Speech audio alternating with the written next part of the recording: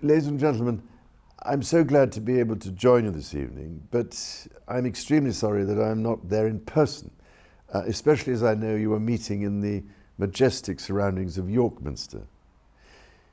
This evening marks the beginning of this year of tercentenary celebrations and allows me to express my support for two organisations of which I have recently become patron, the Grinling Gibbons Society and the York Minster Fund.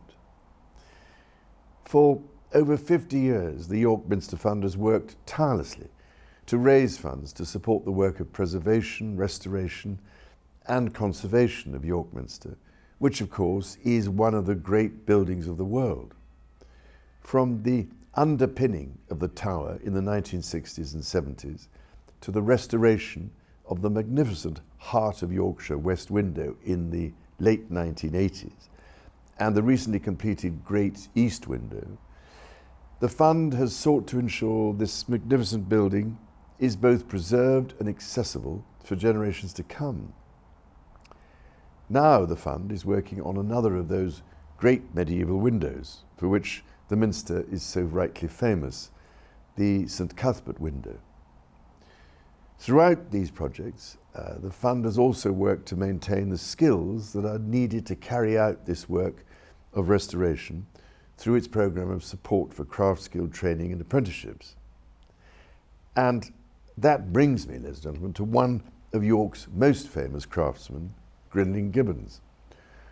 Although born in Holland, where he started his training, Gibbons came to York as a teenage journeyman and for a period of 3 years, between 1667 and 1671, trained under the preeminent York architect, builder and carver, John Etty.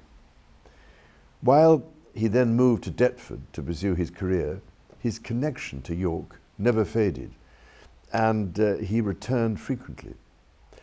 This connection is best exemplified by the fact that between 1684 and 1691, he was commissioned to design and install in York Minster the elaborate funerary monuments of 3 successive Archbishops of York, Sterne, Dolben and Lamplugh.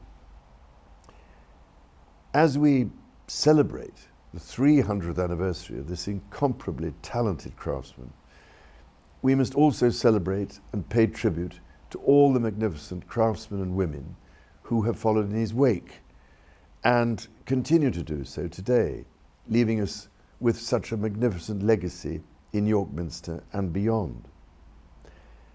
I do so hope that you all have a wonderful evening, and I greatly look forward to the day when I can join you in York in person.